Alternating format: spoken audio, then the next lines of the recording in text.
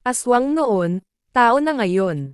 Sa isang maliit na baryo sa Antique, matagal nang kumalat ang kwento tungkol kay Aling Daria, isang matandang babae na hindi lumalabas kapag gabi at laging nakaitim. Noong bata pa si Lyra, lagi siyang tinatakot ng mga kapitbahay. Mas mahigit, huwag kang lalapit sa bahay ni Aling Daria, baka kainin ka yun. Lumipas ang mga taon, lumuwas si Lyra papuntang Maynila at naging nurse. Ngunit nang magkapandemya, bumalik siya sa kanilang probinsya upang tumulong sa mga may sakit. Doon niya muling nakaharap si Aling Daria, payat, mahina, at halos walang kumakausap. Isang gabi, habang nag-iikot si Lyra para maghatid ng gamot, nakita niya ang matanda sa tapat ng bahay nito, nanginginig at may sugat sa braso.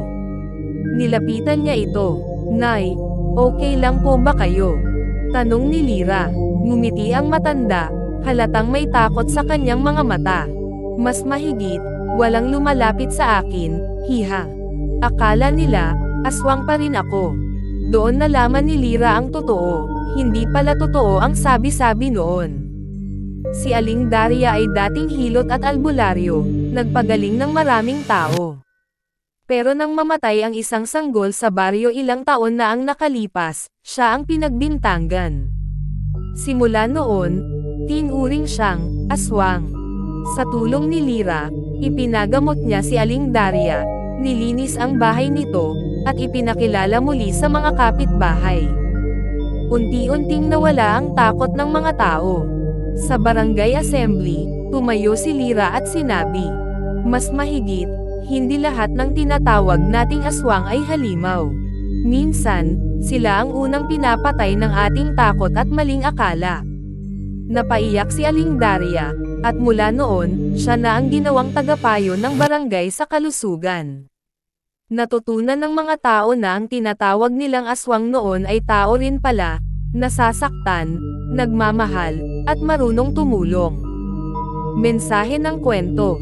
Sa panahon ngayon ng social media at mabilis na paghusga, maraming aswang ang nililikan ng tsismis at takot. Ngunit tulad ni Aling Daria, marami sa kanila ay biktima lang ng maling akala. Aswang noon, tao na ngayon Part 2, ang tunay na nilalang. Makalipas ang ilang linggo, naging tahimik ang buong baryo ng San Roque. Si Aling Daria, na dating kinatatakutan, ay naging tagapayo ng mga kabataan pagdating sa kalusugan at mga halamang gamot.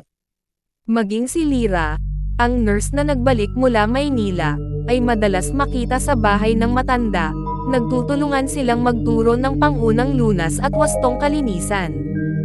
Ngunit isang gabi ng bagyong malakas, muling bumalik ang takot sa baryo. Isang baka ang natagpuang patay sa likod ng bukirin, walang dugo, at may malalalim na marka ng kagat sa leeg. Mabilis na kumalat ang bulong-bulungan. Mas mahigit, si Aling Daria na naman yan. Sigaw ng isang residente. "Hindi nagbabago ang aswang kahit tulungan pa natin." Tahimik lang si Lyra, pero kita sa kanyang mukha ang kaba. Hindi siya naniniwala, ngunit may kung anong malamig na hangin sa paligid na parang may ibang presensya. Kinagabihan, napansin niya na nawawala si Aling Daria. Iniwan lang ang lamparang may sindi sa loob ng bahay. Sinundan ni Lyra ang mga bakas papuntang kagubatan.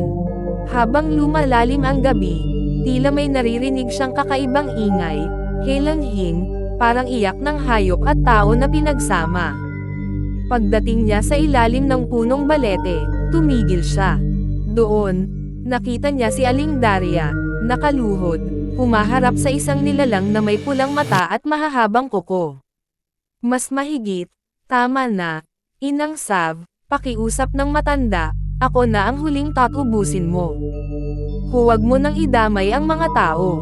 Lumabas si Lyra, nanginginig sa takot. "Mas mahigit, Nay, anong nangyayari?" Luminga si Aling Daria, luhaan. "Mas mahigit, yan ang tunay na aswang, Lyra. Siya ang nagpasumpa sa akin noon. Ang totoo, matagal ko nang gustong putulin ang sumpang ito." Bago pa man makagalaw si Lyra, tumalon ang nilalang patungo sa kanila. Ngunit bago ito makalapit, itinulak ni Aling Daria si Lyra palayo at sumigaw ng dasal.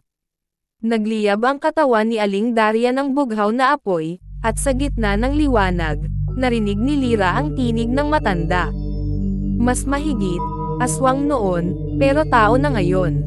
Nang mawala ang liwanag, wala na si Aling Daria, tanging abo at amoy ng sinunog na dahon ang naiwan. Ang nilalang ay naglaho rin sa hangin, parang natupok ng apoy ng kapatawaran. Kinabukasan, pinuntahan ng mga tao ang kagubatan. Tahimik silang lahat. Sa gitna ng abo, may nakita silang puting bulaklak na tumubo sa lupa. Sabi ni Lyra, iyon daw ay bulaklak ng paglaya. Mensahe. Minsan, ang tunay na halimaw ay hindi yung tinatawag nating aswang, kundi ang takot, galit, at maling paniniwala na nananatili sa puso ng tao. At minsan, ang mga tinuring nating halimaw, sila pa ang nailigtas sa atin. Aswang noon, tao na ngayon Part 3, ang pamana ng dugo. Lumipas ang 3 buwan mula nang mawala si Aling Daria. Tahimik na muli ang baryo ng San Roque, pero tila may aninong laging nakamasid sa dilim. Si Lyra, na ngayoy nagsisilbing barangay nurse, ay madalas tuliro at balisa. Minsan, paggising niya sa gabi, may naririnig siyang mga bulong sa hangin. Mas mahigit, hindi pa tapos, Lyra, may naiwan pa. Ayaw niyang paniwalaan. Iniisip niyang pagod lang siya. Pero isang gabi, habang nag-aalaga ng batang may lagnat, napansin niya ang kanyang mga palad na nag-iinit, at nang mahawakan niya ang bata, bumaba agad ang lagnat nito. Natigilan siya. Mas mahigit, hindi posible, ako ba ang nagpagaling? Kinabukasan, dumating ang kapitan ng barangay at ilang residente. May isa na namang alagang baboy na natagpo ang patay sa sapa. Mas mahigit, kapitan, si Lyra lang ang madalas mag-ikot gabi-gabi. Sigaw ng isa, baka mana lang siya kay Aling Daria. Aswang din yan. Nabigla si Lyra. Hindi siya makapaniwala na ang mga taong tinulungan niya ay siya na ngayong inuusig. Sinubukan niyang magpaliwanag. Mas mahigit, hindi ako aswang. Wala akong ginagawang masama, ngunit parang bumalik ang mga taon ng takot at tsismis. Kinagabihan, habang umiiyak siya sa loob ng bahay, biglang lumamig ang paligid. Mula sa bintana, lumitaw ang hugis ni Aling Daria, nakangiti at kumikislap ang mata. Mas mahigit, huwag kang matakot, Lyra. Ang sumpa ay hindi palaging kasamaan. Ang kapangyarihan ay maaari ring maging lunas. Naisip ni Lyra ang mga nagdaang buwan, kung paanong marami siyang napagaling ng walang gamit na gamot. Doon niya naunawaan, ang dugo ni Aling Daria ay nasa kanya na. Ang sumpa ay ipinasa hindi upang magdulot ng takot, kundi upang ipagpatuloy ang kabutihan na tinuldukan ng kamatayan ng matanda. Kinabukasan, bumalik si Lyra sa sentro ng baryo at humarap sa lahat. Mas mahigit, kung ituturing ninyong aswang ang taong tumutulong, handa akong maging ganon. Pero tandaan ninyo, hindi lahat ng aswang ay halimaw.